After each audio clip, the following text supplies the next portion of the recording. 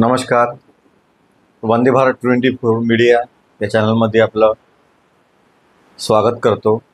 मी वनीश भोसले आणि आज एक नवीन विषयाला घेऊन आपल्यासमोर आलो आहे. पहिले प्रथम महाराष्ट्रामध्ये जे मोठ्या प्रमाणात शेतकऱ्यांच्या कर्जमाफीकरिता माननीय बच्चू कडू यांनी जे आंदोलन नागपूर येथे सुरू केलं आहे, त्याला मी माझ्या चॅनलच्या वतीने आणि मी एक संघटनेचा अध्यक्ष तथा मी एका ग्रामक्षेत्राचा मागील अनेक वर्षापासून सरपंच म्हणून कार्यरत आहे, यांच्या वतीने मी कडू साहेबांच्या शेतकऱ्याच्या हिताकरिता सुरू असलेल्या आंदोलनाला पाठिंबा देतो. आणि आजचा जो विषय आहे त्याकडे वाटतो. आजचा विषय प्रामुख्याने असा की महाराष्ट्र शासनाच्या नियमानुसार गोंड खनिज हे उत्खनन करावं लागते. आता मधात एक गमतीचा विषय घेतो की कदाचित तुम्हाला वाटत असेल की हा अँकरच वाटत नाही, मोठी मोठी दाढी, गालावर छोटे छोटे चठ्ठे, पण काय करता, विरोधी पक्ष म्हणते आणि अनेक समाजशास्त्र आणि समाजाचे विद्वान लोक म्हणते की आज खरंच सोशल मीडिया जर नसली तर या देशाची लोकशाही जिवंत राहणार नाही. सोयांसो सगळ्यांचं एक मत आहे, ते त्यांचं मत असेल, माझं मत कदाचित वेगळं असू शकते, परंतु मला असं वाटते की चला हर क्षेत्रामधून कोणीतरी आपल्या गावाच्या व्यथा, आपल्या समाजाच्या व्यथा, आपल्या परिसराच्या व्यथा शासनापर्यंत, नोकरदारापर्यंत पोहोचवल्या पाहिजे. म्हणून मी या आपल्या वंदे भारत 24 मीडिया या चॅनलचं काम सुरू केलं आणि हे चॅनल चालू केलं. आणि माझी इच्छा आहे की आपल्याला पेड न्यूज काहीच नाही पाहिजे, परंतु विदाऊट पेड न्यूज आपण जनसामान्य माणसाची बातमी रोज प्रसिद्ध करण्याकरिता तत्पर राहू. आणि मला एक पिक्चरमधला डायलॉग आठवला कि आप लाख कोशिश कर लो, आप हमें हरा नहीं सकते, क्योंकि हमने लाखों को हरा के ये जिगरा बनाया है. आणि त्याच्यानंतर सांगतो की आम्ही डबल MS डॉक्टर आहोत. तुम्हाला कदाचित वाटत असेल की आम्ही याला फोन करू, त्याला फोन करून आम्ही काहीतरी करून घेऊ, आम्ही कधी तुमच्या किडन्या काढून घेऊ ते सुद्धा तुम्हाला माहीत होणार नाही. याचाच अर्थ डबल MS असते.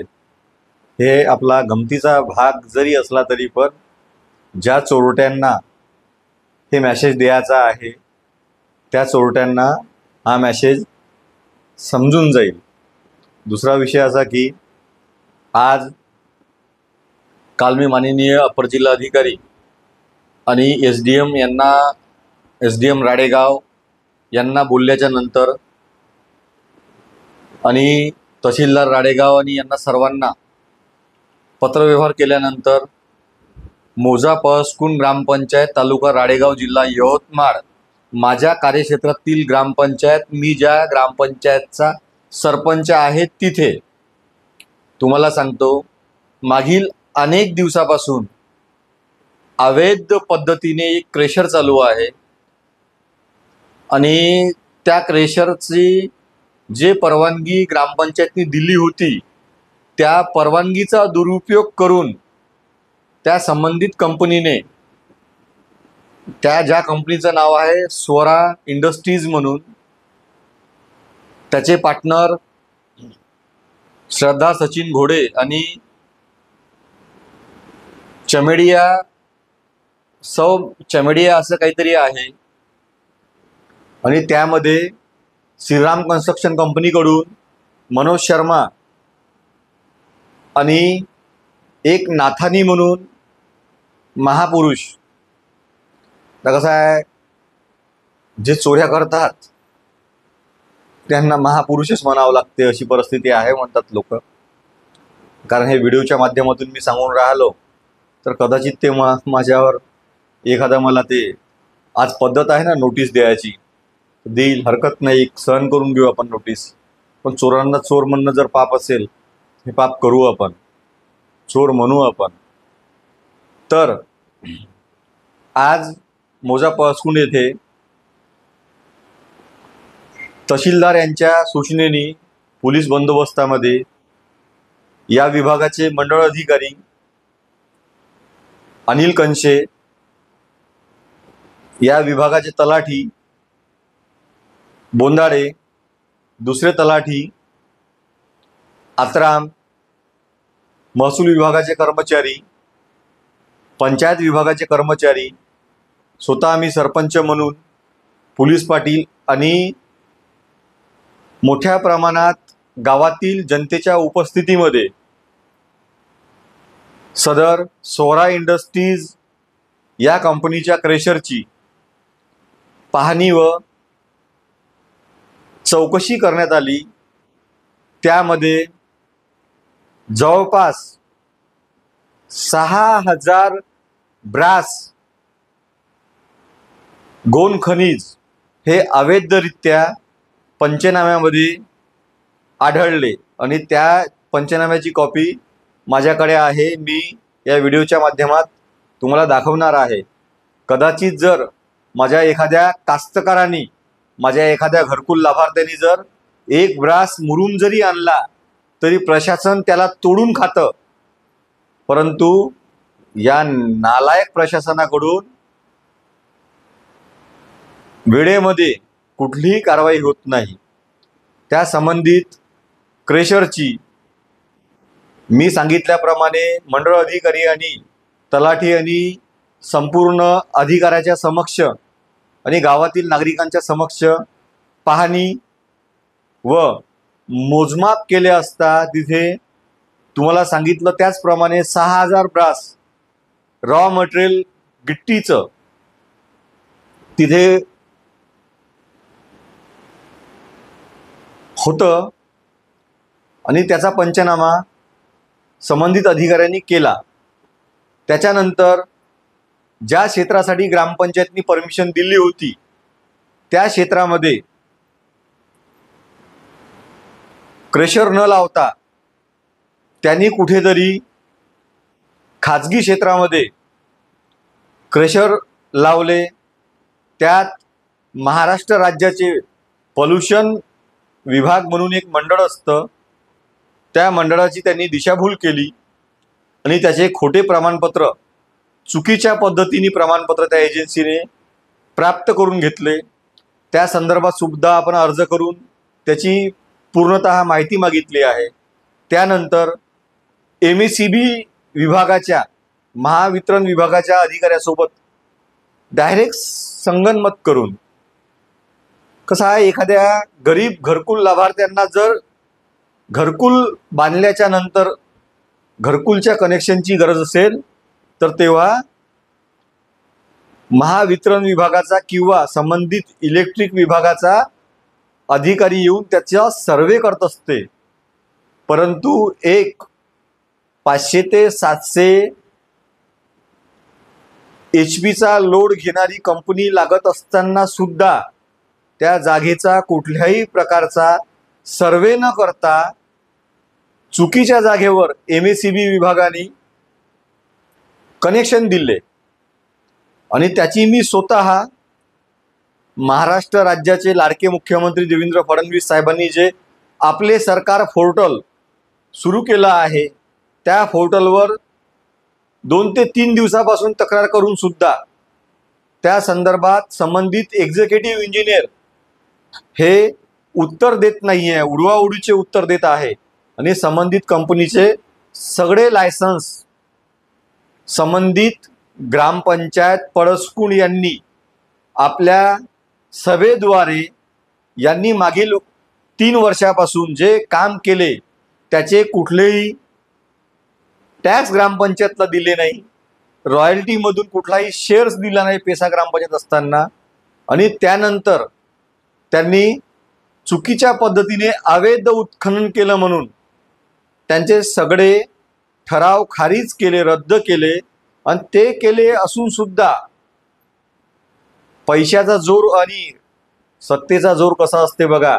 सामान्य जनता बिचारी अशीच सडलेल्या वांग्यासारखी फेकली जाते. तुम्हाला सांगतो, सत्तेचा जोर एवढा आहे की संबंधित जे गैर अर्जदार आजच्या प्रकरणात आहे, जे नाथानी म्हणून आहे, ज्याने मोठ्या प्रमाणात गोन खनिज जमा केले आणि मोठ्या प्रमाणात भ्रष्टाचार केले. मी माननीय तहसीलदार राडेगाव यांना फोन केला की साहेब, पंचनामा झाला आहे, माझा CDR काढावा. मी असंच बोलत नाही, कारण आजकाल CDR काढण्याची पद्धत खूप या आजच्या याच्यामध्ये ट्रेंडमध्ये आहे की कोणी काही बोललं की CDR काढा. आमचा एखाद्या वेळेस काढा ना, तर माझा सुद्धा CDR काढावा. मी तहसीलदार यांना फोन केला राडेगाव की साहेब, पंचनामा झाला आहे, पंचनामा तुमच्याकडे सादर होणार आहे, त्यावर काय तुम्ही कारवाई करणार आहे मला सांगा, मी तुम्हाला भेटायला येणार आहे. तर माननीय तहसीलदार महोदयांनी काय सांगितलं मला की माननीय सरपंच साहेब, मी आज व्यस्त आहे, तुम्ही मला उद्याला येऊन भेटा. परंतु जो चोर आहे, ज्याच्या मागे, माझ्या चेहऱ्यावर जाऊन का बरं, तुम्ही माझ्या चेहऱ्याला बघून कदाचित हसत असाल, पण चला, मी गरीब माणूस आहे, माझ्याकडे मेकअप करिता पैसे नाही, पण सत्यता मांडण्याकरिता तुमच्या समोर आलो आहे. तर संबंधित तहसीलदार यांनी सांगितलं मला की मी आज व्यस्त आहे, सरपंच साहेब तुम्ही उद्याला या. परंतु मी स्टडी करणारा व्यक्ती आहे, मी सर्वे करणारा व्यक्ती आहे, कोण अधिकारी काय करते, कोणाचं किती पाणी मुरलं आहे, आणि कधी कधी काही अधिकाऱ्यांचं पाणी आम्ही मुरवलं सुद्धा आहे.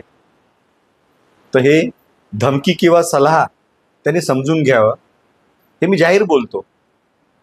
परंतु मी तिथं गेलो असता काय होते, जो आरोपीचा आहे तो आरोपी नाथानी म्हणून मोहदा इथले आहे, ज्यांचा कुठलाही कन्सल्ट नाही, ते केडापूर तालुक्याचे आहे, आणि राडेगाव तालुक्यातील तहसीलदार यांच्या चेंबरमध्ये 1 ते 1.5 तास, किमान मी तुम्हाला सांगू शकतो की 2 तास चेंबरमध्ये बसले होते. मला एक सांगा, आज अतिवृष्टीचे पैसे वाटायचे आहे, सगळे वरिष्ठ अधिकारी व्यस्त आहे, कोणत्याही तहसीलदार तालुका दंड अधिकाऱ्याकडे वेळ नाही. परंतु राडेगाव तहसीलदार यांनी त्या नाथानीला कोणत्या सोर्सेसनी 2 तास एंटरटेन केलं बरं? हे जर माझं चुकीचं असेल तर कदाचित त्या नाथानीचा सुद्धा CDR काढावा की तो नाथानी होता कुठे. आणि त्याच्यानंतर तो नाथानी मोठा माणूस, मी पडलो आदिवासी सामान्य माणूस, त्याच्याकडे खूप सारे पैसे, मी गरीब, त्याचे या राज्याच्या एक भल्या मोठ्या मंत्र्यासोबत संबंध आहे असं सांगताना तो धमकावून मला सांगत होता. आणि मला असं समजलं की त्या मंत्र्याकडून कोणीतरी त्या राडेगाव तहसीलदार यांना फोन केला.